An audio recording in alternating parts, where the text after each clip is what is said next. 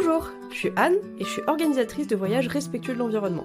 Si vous cherchez comment on fait pour voyager autrement, vous êtes au bon endroit. Dans chaque épisode d'Un pays, un train, on part à la découverte d'un nouveau pays, de sa culture, de son histoire, et je vous donne tous les moyens pour vous y rendre sans trop polluer.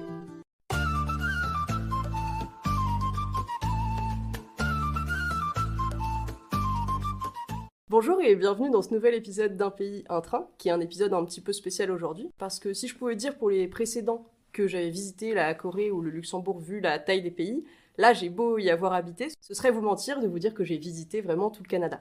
Parce que j'ai visité que 2 provinces sur les 13 provinces et territoires, et la vie elle est pas la même à Montréal qu'au fin fond du Yukon. Alors tant que j'aurais pas visité le fin fond du Yukon, je voudrais pas vous le présenter. Alors j'aurais adoré vous parler de l'intégralité du peut-être futur 51e État des États-Unis, mais ce serait du gâchis que d'essayer de traiter d'un pays aussi grand en quelques minutes. Alors aujourd'hui, on va se concentrer surtout sur le Québec et l'Ontario, parce que c'est des endroits que je connais bien, parce que moi j'habitais au Québec, à Montréal, et mon invité du jour, Cédric, il a habité en Ontario et à Montréal. Bonjour et bienvenue Cédric. Bonjour, merci de m'inviter. J'étais contente de t'inviter parce que t'as semblé encore plus enthousiaste que moi du sujet quand j'en ai parlé, et t'as fait plein de recherches, donc ça m'a fait très plaisir, donc je suis contente que tu sois là aujourd'hui.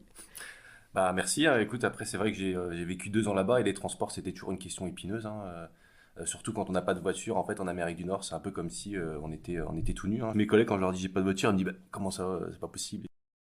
Le Canada, c'est un pays qui est gigantesque, qui fait 9 millions de kilomètres carrés, d'ailleurs c'est le deuxième plus grand pays du monde, mais rien que le Québec et l'Ontario, à eux deux, ils font plus de 5 fois la France. Le Canada fait partie du Commonwealth, donc il a donc comme roi Charles III, et dans la vie quotidienne, c'est le Premier ministre, donc pour l'instant c'est Justin Trudeau, mais ça risque pas de durer très longtemps, qui mène le pays, et chaque province, il y en a 10, il y a 3 territoires, a également un Premier ministre. Et au Canada, au complet, il y a plus de 40 millions d'habitants, donc c'est un pays qui est très peu peuplé. D'ailleurs, la densité, elle est de 4 habitants au kilomètre carré, alors qu'en France, on est à 107. Il y a plus de la moitié des habitants qui habitent dans les 2 provinces de l'Ontario et du Québec. La capitale du Canada, c'est Ottawa, c'est une petite ville en Ontario, mais la capitale de l'Ontario lui-même, c'est Toronto, qui est aussi la plus grande ville du Canada, et celle du Québec, c'est Québec. Et comme je le disais, j'ai habité à Montréal au Québec pendant 4 mois en 2018. Toi, t'as habité à Montréal et à Toronto aussi. Est-ce que tu pourrais nous repréciser combien de temps t'as habité au Canada, à quels endroits, et pourquoi t'as choisi de t'y rendre? J'ai vécu 1 an à Montréal et 1 an à Toronto. Donc j'ai voulu aller à Montréal parce qu'il y avait dans mon domaine d'expertise qui est la physique des plasmas, il y avait beaucoup de groupes de recherche à Montréal. Et quand on fait de la recherche scientifique, avoir une expérience internationale, c'est très important. Une fois là-bas, je suis pas retourné en France pendant 2 ans. Je suis resté 1 an à Montréal. Ensuite, j'ai déménagé 1 an à Toronto, où je travaillais à l'université McMaster, qui est à Hamilton. Donc c'est pas vraiment à Toronto. C'est 80 km de Toronto, dans une ville de banlieue. Et à Montréal, j'étais vraiment en centre-ville. J'habitais sur le plateau, comme tous les Français. Donc on est assez proche de tout, hein. On est proche du métro, on est proche du centre-ville, on peut y aller même à pied. Toronto, c'est vraiment une grande ville américaine, ça s'étale sur des distances absolument considérables. C'est assez centré autour de la voiture. Alors, c'est vrai que là, normalement, on est là pour défendre les transports en commun, mais aujourd'hui, ce sera pas forcément le pays le plus facile pour défendre les transports en commun. De mon côté, moi, je suis partie pour les études au Canada. C'était mon rêve depuis très longtemps de visiter le Canada, donc quand j'ai vu que le Québec, c'était une possibilité d'échange, j'ai pas hésité une seconde à partir là-bas. Il y a 2 langues officielles au Canada, l'anglais et le français. Le Québec tient beaucoup à la conservation du français, même avec son magnifique accent qu'on connaît tous et que je m'amuserais pas à faire. Donc il y a des noms assez drôles, on dit arrêt au lieu de stop, tous les panneaux stop ont un nom arrêt. Les KFC, c'est des PFK là-bas, poulet frit du Kentucky. Mais toute la population parle extrêmement bien anglais également, et en Ontario, il y a quand même 10% de la population qui parle français en plus de l'anglais. Donc en général, si vous parlez anglais et français au Canada, vous en sortirez sans problème. Je voudrais préciser aussi qu'en Ontario, ils cherchent des francophones pour vraiment avoir des gens qui parlent anglais et français dans leur province. Donc si on parle français, en général, on est vraiment très très bien accueillis en termes d'immigration, en fait. On nous aime bien. On nous aime bien si on parle français, ouais, on va dire ça comme ça. Bizarrement, vu la taille du pays, l'histoire du Canada, elle est plutôt courte. Parce que, bon, déjà, l'histoire d'une zone, elle dépend pas forcément de sa taille, mais surtout, notre vision, elle est très occidentalisée, on va dire, et on connaît très peu l'histoire des peuples autochtones qui ont vécu là des milliers d'années avant l'arrivée des colons, mais je vais faire de mon mieux. Il y avait des êtres humains au Canada des 26 000 ans avant notre ère, et ils sont arrivés par le détroit de Bering, lors des grandes glaciations. Mais on connaît pas du tout leur vie, parce qu'il y a aucun document écrit qui en parle. On sait qu'il y avait des Inuits et des Amérindiens, mais on ne sait pas beaucoup plus. Ensuite, il y a les Vikings qui sont arrivés à partir de l'an 1000. C'est eux qui ont découvert le Canada avec Ericsson et non pas Christophe Colomb comme on nous l'a tous appris à l'école. Et il y a même quelques colonies vikings qui ont été mises en place, mais qui ne sont pas restées. Et les populations autochtones, elles se sont développées en communautés autonomes, qui ne sont pas trop mélangées, et les plus étendus, c'était les Hurons et les Iroquois. Et du côté de Terre-Neuve et Labrador, les Européens, ils ont rencontré ceux que plus tard on appellera les Esquimaux. Bon, à partir du XVIe siècle, là c'est l'histoire française qui commence, les Européens découvrent le Canada, c'est Jacques Cartier qui découvre le Canada en 1534 exactement, et ils commencent à échanger avec les Amérindiens, et les colons arrivent pour peupler la Nouvelle-France, avec des explorations de Samuel de Champlain un petit peu plus tard.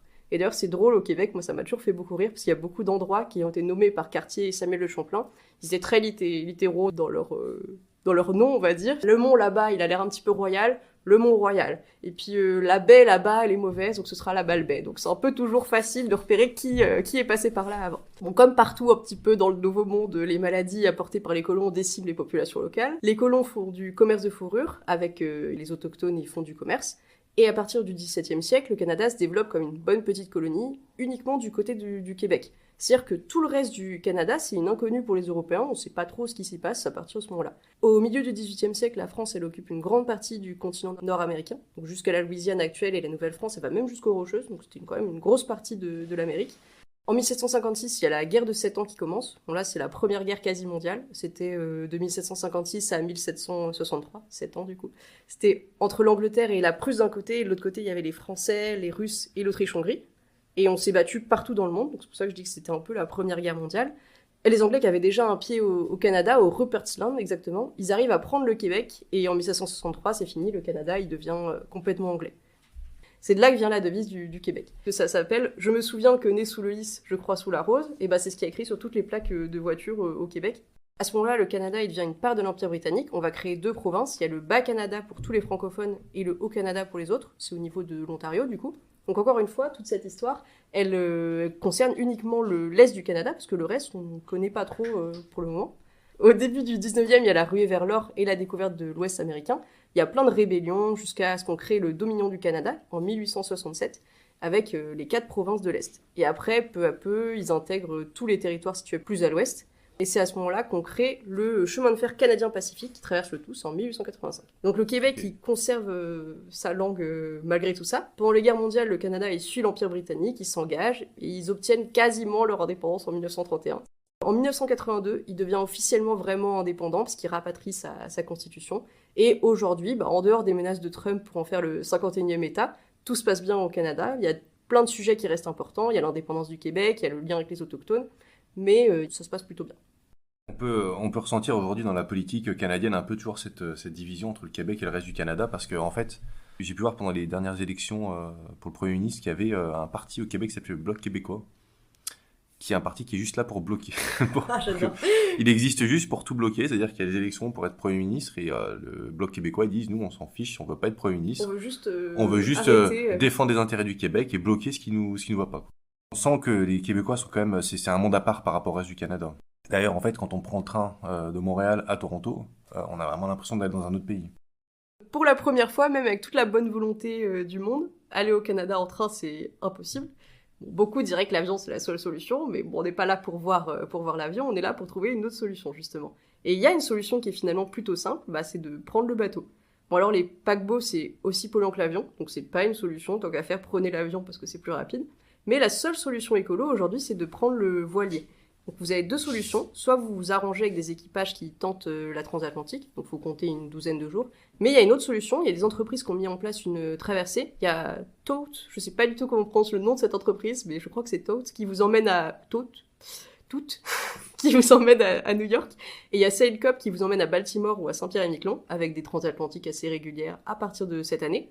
Si vous en connaissez d'autres, parlez-moi-en en commentaire, parce qu'il faut mettre en avant ces solutions pour traverser, et c'est important que ces choses se mettent en place. Ça coûte combien à peu près, si on veut traverser à voile ? Alors, ça coûte quand même assez cher, il faut le dire, parce que c'est le début, et donc on est aux alentours de 2600 € la traversée, pour 12 jours de traversée. Si tu compares avec un hôtel confort pour autant de jours, ça vaut le coup. Mais c'est vrai que c'est très cher pour l'instant, c'est pas pour tout le monde. Donc c'est pas démocratique. Mais après, si tu regardes les prix du Concorde il y a quelques années pour faire Paris-New York, c'est les mêmes prix. Donc avec ces entreprises-là, les départs se font de Saint-Nazaire ou du Havre. Donc la première solution, c'est soit d'arriver à New York et vous prenez le bus ou le train vers Montréal. En un peu plus de 8 heures, vous serez au Canada, après vos 12 jours de traversée, donc on n'est plus à ça près. Mais ça implique de prendre un ESTA aux États-Unis, de faire plus de formalités à la frontière. Donc c'est la solution la plus rapide, mais c'est pas forcément la plus pratique au niveau des papiers. Et la deuxième solution, vous arrivez à Saint-Pierre-et-Miquelon, vous prenez un court ferry vers Terre-Neuve et vous pouvez ensuite rejoindre le continent en Nouvelle-Écosse avec un ferry qui dure toute la nuit. Bon, une fois sur place, vous serez encore relativement isolé parce que la Nouvelle-Écosse, c'est pas tout proche de Montréal. Mais donc, ça dépend où vous voulez aller au Canada, ça dépend de vos envies de visite. Il faudra encore un jour au moins pour atteindre Montréal. Donc là aussi, c'est comme le transsibérien. C'est cher, on a dit, parce que c'est environ, l'aller-retour, c'est 6 000 €, exactement, pour l'instant. Et c'est long, c'est une vraie expédition. Mais est-ce que ce serait pas une façon d'apprécier autrement le voyage et de prendre conscience, en fait, de la taille du territoire? Quand on prend l'avion, on se rend pas compte de la taille de ce qu'on parcourt. Donc, c'est intéressant de le voir comme ça aussi. Toi, pour une telle distance et pour toutes les fois où tu t'es rendu au Canada, t'as toujours pris l'avion, c'est logique. J'ai pas vraiment eu le choix. T'as pas vraiment eu le choix. Mais est-ce que si tu avais le temps et l'argent, tu le ferais en voilier? Oui, après, je sais pas si. J'ai pas encore l'expérience de est-ce que j'aurais le mal de mer ou pas pour une telle traversée, mais si c'est pas le cas, ça me plairait. Ça me plairait. C'est vrai que au final, on pense souvent à la destination sans vraiment penser au voyage, en fait. C'est un problème qu'on a beaucoup en Occident, c'est qu'on se focalise sur la destination plus que sur le voyage, et c'est vrai qu'en fait, ça peut être une super expérience d'aller là-bas en voilier. Je pense que ce serait intéressant, ça me plairait. C'est vrai qu'après, si c'est acceptable dans mon budget, dans mon budget, c'est vrai que quand j'étais au Canada, j'avais pas beaucoup de sous, parce que les chercheurs là-bas sont pas très bien payés quand même. J'étais en train d'écouter le séminaire de Selkop il y a quelques jours, il disait qu'il cherchait des financements pour les étudiants, pour les aider justement dans ces cas-là à pouvoir, si tu veux aller faire ta thèse aux États-Unis ou au Canada, eh bien ils recherchent des aides pour financer ces choses-là. Donc c'est des choses auxquelles ils réfléchissent. Bon, s'il y a un sponsor qui nous écoute et qui est prêt à payer le voyage de Cédric, allons-y, nous on est toujours OK pour ces choses-là. Avec grand plaisir. Si on parle du train sur place, je pense que t'es meilleur que moi sur ce sujet, parce que moi j'ai jamais pris le train au Canada. Toi t'as pris le train au Canada, c'est quoi le souvenir que t'as de tes trajets au Canada? Déjà, j'ai fait beaucoup l'aller-retour en fait entre Toronto et Montréal. Et en fait, quand on veut faire l'aller-retour entre Toronto et Montréal, on se pose la question qu'est-ce qui est le plus rapide, qu'est-ce qui est le plus rentable, etc. Donc, vraiment, on peut y aller en voiture. Donc, c'est à peu près 7-8 heures en voiture, si on compte les arrêts. T'as une route qui fait 450 km sans... Le GPS dit tourner dans 450 km. C'est pas ce que j'ai préféré faire. En général, j'ai préféré faire le train. On peut aussi prendre l'avion. Apparemment, tout le monde dit non, je prends l'avion, c'est plus simple, c'est plus rapide, etc. Mais bon. Il y a un train, donc j'ai voulu le prendre, mais l'expérience que j'en avais, c'était que en fait, on gagnait pas beaucoup de temps par rapport à la voiture, hein. Parce que c'est des vieux trains au diesel qui vont, je sais pas, 100 km/h, quelque chose comme ça, sur les rails de marchandises canadiens, donc c'était pas hyper rapide, hein, je crois qu'il fallait au moins 5h30 pour faire Toronto à Montréal, plus le temps après, donc du coup, il fallait 45 minutes pour moi pour aller à la gare de Montréal, donc je fais ça en métro, ça se faisait assez bien, etc. On prend le train, et puis une fois arrivé à Toronto, il fallait, je crois, plus d'une heure de bus pour arriver à destination, parce qu'en fait, il n'y avait pas vraiment d'autres options. Ce qui faisait que de porte à porte, ça faisait peut-être 8-9 heures, donc si je partais après avoir travaillé le vendredi, il fallait que je me dépêche, que je parte en avance du boulot, que j'aille à la gare, etc. Et puis j'arrivais à 1h du matin à Toronto. Puis le train... J'ai vraiment eu l'impression de prendre l'avion en fait, parce que quand on était à la gare, le temps d'attendre, de border, de vérifier les bagages, on était en ligne jusqu'à la dernière seconde pour monter dans le train. J'avais trouvé ça un petit peu plus lourd, toutes les procédures pour border le train, etc. C'était pas le top du fun, comme on dit au Québec. Les avantages qu'on dit en France pour encourager à prendre le train, en fait, ils n'existent pas forcément là-bas. Bah non, hein, là, si on compare voiture-train, on a à peu près la même durée de trajet, voire c'est peut-être même un peu plus rapide en voiture. On va avoir facilement tendance à se dire, on va prendre la voiture, c'est plus simple.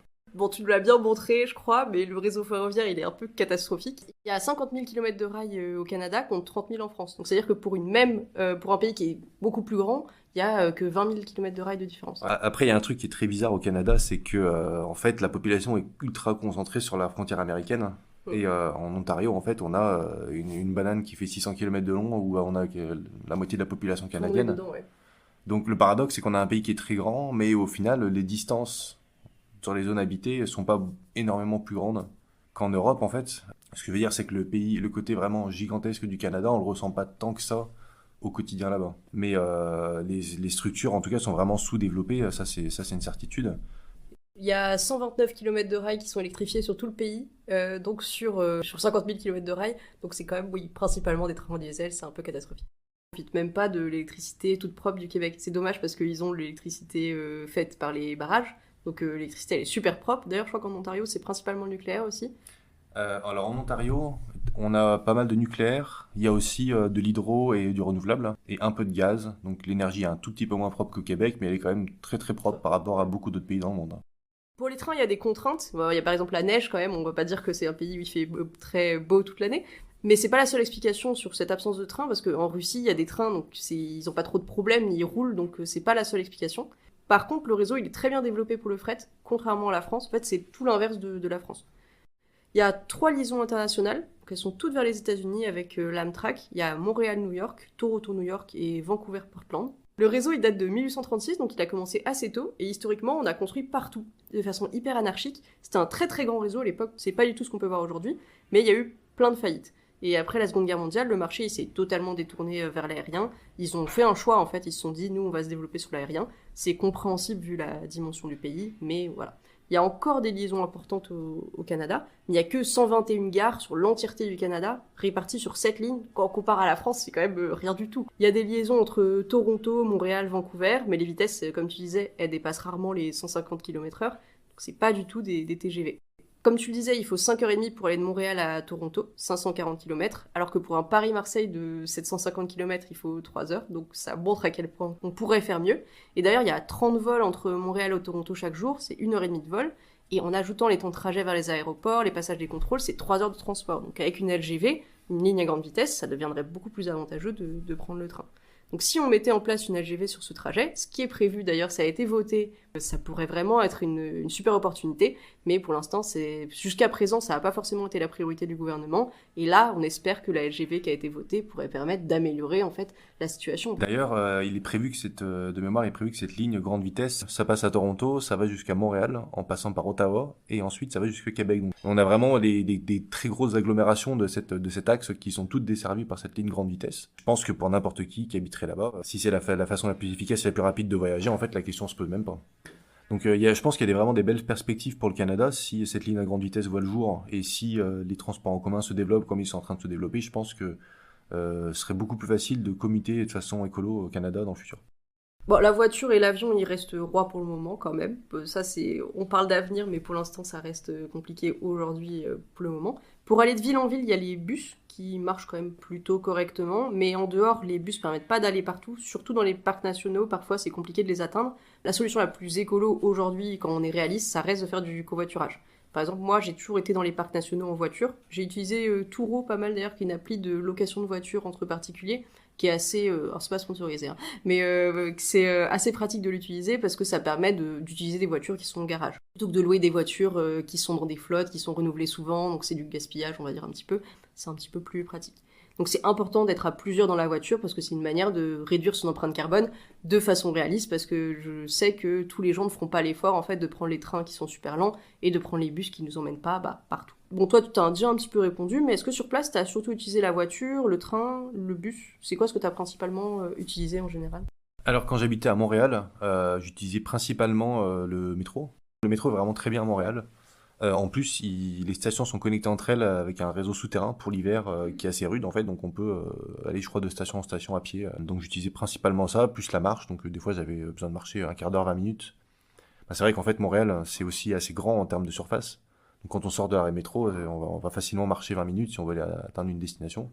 Alors des fois j'utilisais un communauto, qui est un système qui est très intéressant au Canada, pour aller dans les endroits qui sont inaccessibles, donc typiquement des gros centres commerciaux. Du coup, ce que je faisais, c'est que je prenais un communauto, donc on a une appli smartphone, on a une map de Montréal, on voit les voitures qui sont disponibles, on en réserve une, on la débloque avec son téléphone, et puis on peut rouler 5 minutes, 10 minutes avec. Le maximum c'est $50, quand on atteint $50, c'est en gros une location à la journée. Et donc c'est des voitures qui sont partagées, donc c'est assez intéressant, surtout qu'il y a un certain nombre de voitures électriques. Est-ce que c'est possible en fait en tant que touriste de visiter le Canada sans voiture? De façon réaliste? Ah, ça c'est une très bonne question. En fait, ça dépend vraiment de qu'est-ce qu'on veut faire en tant que touriste au Canada. Si on veut visiter les grandes villes, c'est tout à fait possible. Si on veut visiter Québec, par exemple, ça peut se faire aussi en train, depuis Montréal. Même en bus, il y a des réseaux de bus qui vont jusqu'à Québec. Si on veut voir les chutes du Niagara, je pense qu'on doit pouvoir y aller parce qu'on peut prendre le train jusqu'à Toronto. En fait, c'est tellement populaire qu'il y a énormément de navettes qui y vont. C'est genre à un peu plus d'1 heure de Toronto, donc ça peut se faire en une journée. Hein. Il y a un réseau de bus entre les principales villes du pays, mais c'est vrai que, comme tu dis, à partir du moment où on veut aller à la campagne, c'est un petit peu plus compliqué. Prendre la voiture, ça reste plus pratique. Donc je vous conseille quand même de faire du covoiturage dans ces cas-là. Moi, en ville, j'ai uniquement utilisé mes pieds ou le métro. Et pour les parcs, j'ai dû prendre la voiture. Je suis restée 4 mois à Montréal pour mes études. J'ai pas connu le gros hiver, mais j'ai connu l'été indien et le début d'hiver, donc c'était très sympa. Moi, je suis contente d'avoir pu vivre cette expérience-là, même si c'était court, parce que j'étais très contente de pouvoir vivre là-bas, parce que j'ai pu profiter à fond tout en vivant la vie sur place. Visiter sur place, c'est principalement Montréal, puisque j'y habitais, et puis visiter principalement les parcs qui sont autour, donc le Mont Tremblant, le Mont Saint-Hilaire, le Mont Orford, tous ces parcs qui sont très jolis d'ailleurs au moment de l'automne, parce que c'est le cliché qu'on a du Canada avec les érables rouges, ces choses-là. J'ai aussi visité Ottawa et le parc Omega qui est juste à côté, avec des petits animaux et tout, c'est sympa.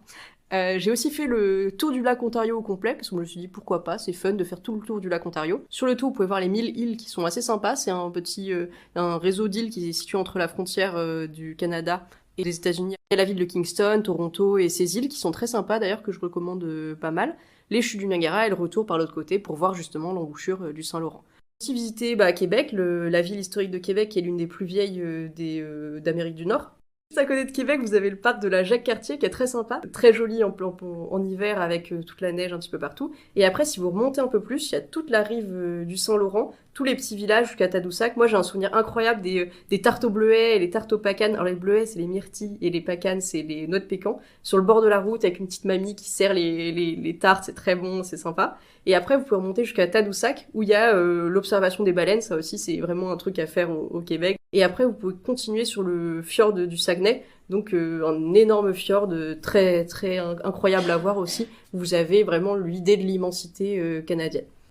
Moi, j'avais été en vacances justement dans cette région-là. C'est assez intéressant. On a été voir les baleines. C'était assez incroyable. En fait, on embarque sur un bateau et en fait, on les cherche à l'œil, à la vue. En fait, on peut pas utiliser de radar ou quoi que ce soit. On est obligé de les chercher dans Saint-Laurent. Donc, on part 2 heures avec un capitaine qui regarde à gauche et à droite où sont les baleines et on les voit qui font des plongeons à un moment donné. C'est assez impressionnant. Et après, au niveau de la région Saguenay, on peut aussi remonter jusqu'au lac. J'étais au niveau du lac Saint-Jean. C'est super cool. C'est un énorme lac, il y a des parcs nationaux tout autour, on peut aller faire du vélo, on peut aller à la plage, etc. Le lac Saint-Jean est tellement grand qu'on voit pas l'autre bout, qu'on a vraiment l'impression d'être à la mer. Et toi, t'as pu te baigner d'ailleurs? Parce que moi, je sais que j'ai des amis qui ont sauté dans le fjord du Saguenay je sais pas quelle était la température, mais moi, j'ai pas tenté vu que c'était froid. Mais t'as pu te baigner, toi, au Québec? Ouais, je me suis baigné au lac Saint-Jean, je suis allé me baigner dans un tas de lacs et j'ai eu aucun problème. Ce que je conseillerais, moi, au Canada pour une première visite, c'est peut-être de commencer par Montréal, parce que c'est quand même la ville la plus emblématique du Canada. Aussi passer à Québec, hein. Mais peut-être que la première visite, le premier voyage que je conseillerais, c'est vraiment celui dont je parlais. Donc vous remontez tout le Saint-Laurent jusqu'à Québec, vous passez à Québec, vous remontez jusqu'au fjord du Saguenay, vous passez dans le fjord du Saguenay, vous passez à Tadoussac. Et je pense que ça, c'est l'expérience emblématique du Québec de faire cette route-là. Avec tous les petits villages sur la route, Baie-Saint-Paul, tout ça, c'est vraiment très sympa. Toi, t'as peut-être d'autres conseils à donner pour une première visite? Il y a la Gaspésie aussi, qui est au nord de Montréal. Et c'est très très beau. C'est quelques heures en voiture au nord de Montréal. Enfin, c'est au niveau en voiture. C'est très très beau. Moi, j'ai pas pu y aller, effectivement, et je crois que si je retourne au Québec, c'est vraiment l'endroit où j'irai, je pense. Je regrette de pas y être allé. Ouais. Je pense qu'il y a déjà pas mal de choses à voir. Et puis à Montréal, il y a beaucoup de choses à voir. Il y a le Mont-Royal. Au sommet du Mont-Royal, il y a le lac des Castors. On a aussi une vue sur tout le centre-ville. Le Mont-Royal, c'est comme un énorme parc en plus sur ce mont en fait. Donc c'est vraiment très chouette. Il y a plein d'autres choses à voir. Il y a le parc Jean-Drapeau dans Montréal. Il y a le stade olympique. Il y a tout un tas de parcs où on peut aller. Il y a plein d'expériences culinaires intéressantes, etc. Donc Montréal, à visiter, il y a beaucoup de choses à voir. Moi, je trouve plus de choses à voir qu'à Toronto. Là, le souvenir que j'ai de Toronto, c'est plus des grandes tours partout. Et puis, il y a l'île de Toronto qui est vraiment, vraiment chouette. C'est une île qui, en fait, on accède en bateau. C'est juste en face du centre-ville. On a une vue sur tout le centre-ville. Et puis, cette île est super, super sympa. On peut s'y balader. On peut aller à la plage aussi. T'as évidemment les chutes du Niagara qui sont pas loin de Toronto. Il faut peut-être qu'on casse un peu aussi l'image des chutes du Niagara, parce que les gens le savent pas forcément, mais les chutes du Niagara, c'est quand même un peu Disneyland. Il y a des hôtels partout, c'est un peu affreux ce qu'ils ont fait. Donc il vaut mieux prévenir les gens, c'est un endroit qui est très beau quand même si on prend en compte seulement les chutes en elles-mêmes, mais autour c'est assez catastrophique. Moi, ce que je conseille, c'est quand même de regarder les chutes du Niagara et pas de regarder derrière. C'est très très impressionnant les chutes du Niagara. C'est vraiment, on peut sentir la puissance du flux d'eau qui tombe, c'est vraiment colossal, on peut même y aller en bateau. Alors le souvenir que j'en ai, c'est que dès qu'on se rapproche des chutes, on dit c'est magnifique, et dès qu'on est un peu trop près, on a l'impression de se prendre une lance incendie en pleine tronche. Alors ça c'est très intéressant, mais c'est vrai qu'en fait si on se retourne, qu'est-ce qu'on voit? On voit des mini-golf Jurassic Park, des circuits de karting, des trucs avec des lance-flammes partout, des maisons hantées, des hôtels, des casinos. Il y a plein de casinos au sud de Niagara en fait. des tyroliennes qui coûtent $80 pour faire 10 mètres, plein de pièges à touristes. Faut pas regarder que ça. Hein. Je veux dire, les chutes sont quand même, c'est quand même absolument incroyable de voir ces chutes-là et c'est quelque chose à faire au moins une fois dans sa vie, je pense.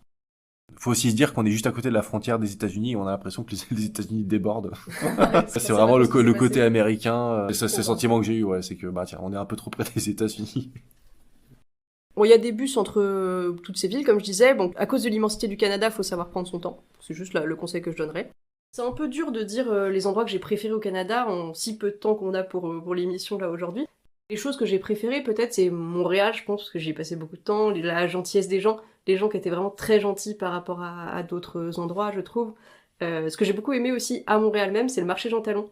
Qui est vraiment un marché où il y a des énormes citrouilles au moment de l'automne. On peut tout acheter et c'est vraiment génial. Un marché, on dirait, vraiment local, très sympa. Mon endroit préféré au Canada, je pense que c'était vraiment le fjord du Saguenay, avec une immensité où on a l'impression d'être seul pendant 10 kilomètres. Peut-être aussi l'été indien à l'embouchure du Saint-Laurent, ces choses-là. La petite ville de Baie-Saint-Paul, très sympa aussi. Et aussi les écureuils de Montréal, je pense que ça c'était une bonne chose. Ceux de Toronto sont plus sympas parce qu'ils sont noirs, de mémoire, donc ils étaient plus mignons. Ah, moi j'en ai vu des noirs à Toronto, je sais pas si c'était les... Il me semble que j'ai vu des albinos, des écureuils albinos aussi au Canada, je me rappelle plus où. Merci d'avoir précisé qu'on parlait d'écureuils, parce que c'était important. Montréal, c'est, je pense, c'est très intéressant, notamment parce que c'est une ville francophone et un peu, on se sent un peu moins dépaysé à Montréal. Je pense que d'un point de vue vraiment, si on regarde avec le prisme franco-français, en fait, quand on va à Toronto, on a une ville où il y a beaucoup de communautés étrangères différentes. Alors il y a des quartiers vraiment où il y a que des Indiens, il y a des quartiers où il y a que des Iraniens, il y a des quartiers où il y a que des Asiatiques.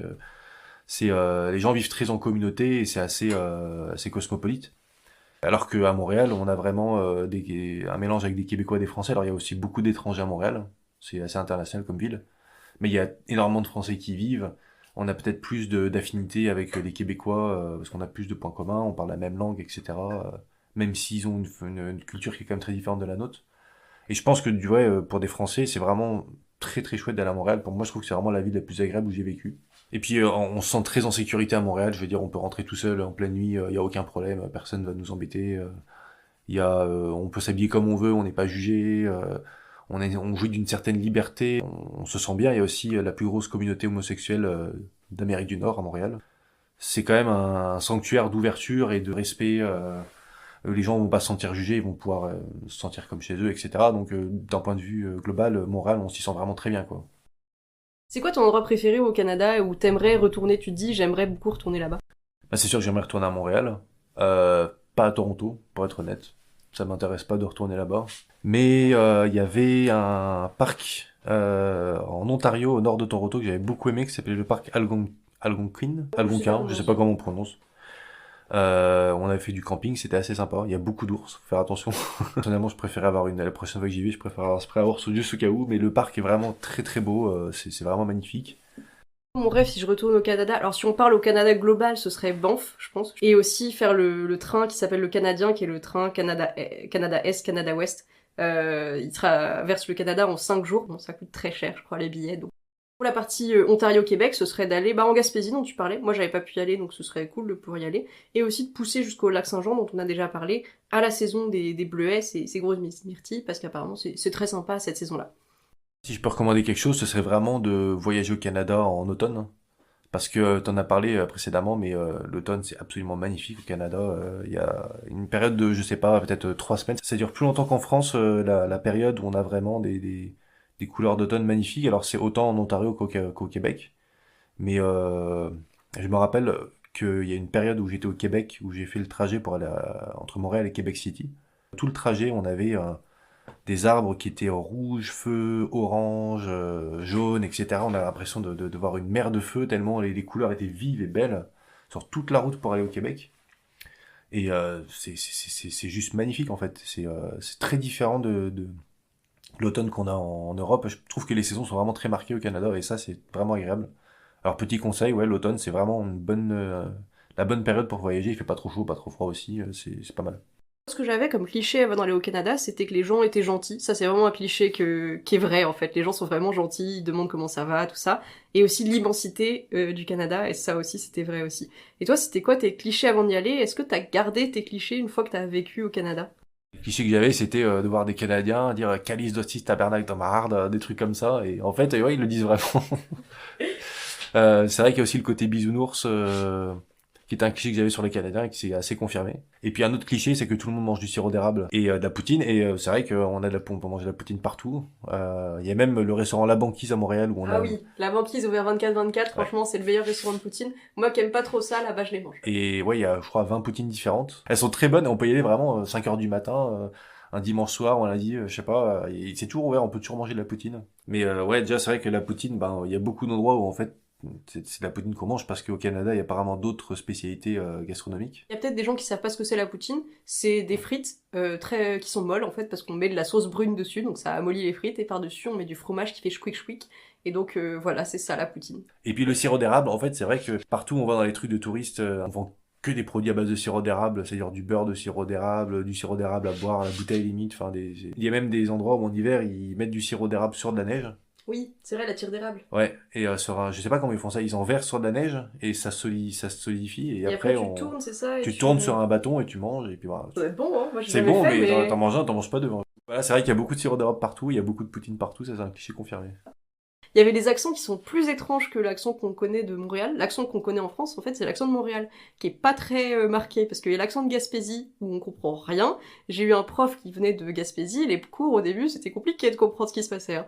Et il y a aussi, ce qui m'a étonné, c'est en fait, ce qui ressemble un peu aux États-Unis. Les pharmacies, on peut acheter tout et n'importe quoi, les énormes portions partout, genre les paquets de lait énormes.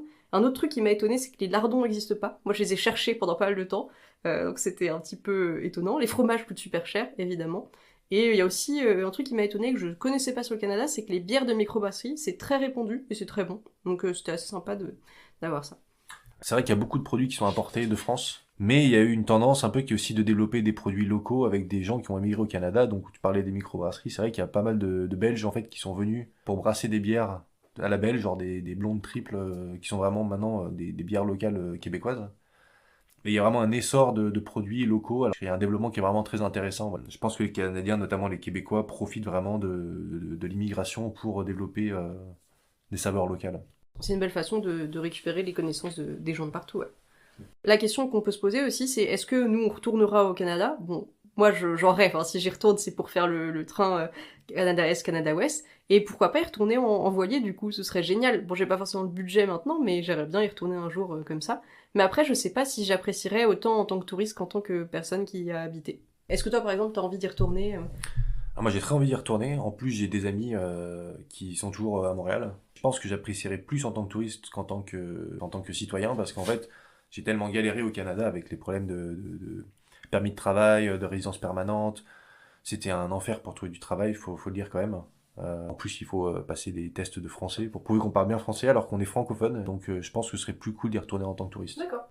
Le Canada, c'est un pays occidentalisé. Vous pouvez boire l'eau, vous pouvez faire comme en France. Le seul danger, en fait, c'est l'immensité. C'est-à-dire que vous pouvez vous faire manger par un ours, vous pouvez vous perdre et personne ne viendra vous chercher. Tout le monde, finalement, vous êtes au milieu de nulle part. Bon, c'est un peu angoissant, mais c'est génial en même temps. C'est ça qui fait la beauté du Canada. Pour votre forfait, c'est pas compris dans les forfaits normaux en France, donc vous pouvez opter pour un forfait qui le comprend. Il y a SFR ou Free qui le propose en général. Moi, c'est encore mon cas, j'ai encore mon forfait pour le Canada. Vous pouvez aussi l'ajouter dans un pack qui est prévu par votre opérateur pour une durée donnée. Pour un séjour de moins de 4 mois, il faut l'AVE qui s'obtient facilement. Et la monnaie, c'est le dollar canadien. Il est moins fort que le dollar US. C'est-à-dire que pour 10 €, vous aurez environ 15 dollars canadiens.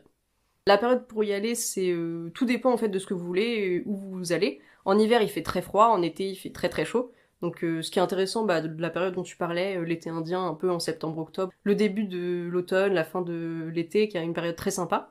Est-ce que tu veux nous dire un dernier truc pour nous donner envie d'aller au Canada? Un truc, ouais, qu'on parlait des choses à faire, et un truc dont on n'a pas parlé, c'est les chutes de Montmorency, près de la ville de Québec. Au nord de la ville de Québec, il y a aussi les chutes de Montmorency, qui sont, je crois, la plus grosse chute d'eau après les chutes du Niagara au Canada. Je me demande si même elle est pas plus haute, parce que les chutes du Niagara, elles sont très larges, elles ont un très gros débit, mais elles sont pas si hautes. Il me semble que la chute de Montmorency est plus haute. Elle est très impressionnante aussi. La chute de Montmorency, je trouve qu'elle est un petit peu aménagée, mais bon, beaucoup moins que les chutes du Niagara, c'est sûr. Donc oui, c'est un truc sympa à faire, effectivement. De mémoire, c'est juste en face de l'île d'Orléans. Donc ça aussi c'est un endroit sympa. Moi, l'île d'Orléans, j'y suis allé en voiture, hein. On a fait le tour de l'île. C'est une île avec des villages et des fermes, et puis on peut acheter du cidre, des pommes, des fruits, des légumes, plein de trucs. Oui, j'avais oublié ça au Québec, mais ce qui est très sympa, c'est tout ce qui est récolte de pommes, tout ça, le cidre et tout. Il y a pas mal de petits endroits, de petites fermes et tout, où on peut aller soi-même récolter ses pommes et tout, donc très cool. Faut savoir aussi qu'à Montréal, il y a un endroit qui s'appelle la Place des Arts, qui est le plus gros centre culturel du Canada. Il y a des spectacles, il y a des concerts, il y a du théâtre, il y a plein d'événements, il y a un musée même d'art contemporain. Enfin, c'est un gros complexe culturel, qui est le plus gros complexe culturel au Canada. La culture au Canada est peut-être pas hyper développée. Je dis ça en tant que bon chauvin, j'étais un peu déçu par le manque de culture en général. Il y a quand même la Place des Arts à Montréal qui est vraiment un gros centre culturel, il y a des choses à faire, c'est assez intéressant. C'est intéressant parce que le premier pays qu'on a visité, c'est le Luxembourg. Ce qu'on s'était dit, c'était que si on y allait pour le patrimoine, c'était pas très intéressant, mais pour la nature, c'était intéressant. Pour la Corée, c'était l'inverse. C'était intéressant d'y aller plutôt pour les villes et tout ça, mais c'était très aménagé au niveau de la nature. Et bah, le Canada, encore une fois, on passe à autre chose. C'est que pour le patrimoine, bon, c'est assez récent quand même, mais pour la nature, je pense qu'on peut pas rêver mieux. Ouais, bah c'est bien résumé. Est-ce que tu pourrais nous donner un truc pour nous donner envie d'aller en Canada? Bah, par exemple, en voilier, justement. T'as quelque chose à nous dire pour nous donner envie d'y aller? Dans une réalité alternative, si les voiliers ils arrivent par le Saint-Laurent, je pense que ce serait absolument magnifique parce que quand on allait voir les baleines dans le Saint-Laurent en bateau, c'était un décor vraiment époustouflant. C'est beau, ouais. Euh, je pense que ça doit être vraiment la classe d'arriver à Québec et ensuite à Montréal par le Saint-Laurent en voilier. Si on peut faire ça, je signerais direct. Merci beaucoup Cédric d'avoir été là et d'avoir autant aussi bien défendu le Québec et le Canada. Super intéressant. Et merci de t'être autant renseigné pour tout ce qui est train et tout ça, parce que ça nous a beaucoup aidé. Bah merci de m'avoir invité, Anne. Et j'étais très content d'être là. Ça m'a rappelé plein de beaux souvenirs. J'espère que cet épisode vous aura donné envie de visiter le Canada. Bon, je me fais pas de soucis parce que c'est quand même un pays de rêve où les gens rêvent d'aller en général. Bah dites-moi ce que vous en avez pensé et si vous aviez déjà visité le Canada, les endroits que vous aviez préférés. Et dites-moi aussi quel pays vous aimeriez visiter la prochaine fois. Et je vous dis à bientôt, quelque part dans le monde, que ce soit à pied, en train ou en covoiturage, mais surtout sans trop de CO2.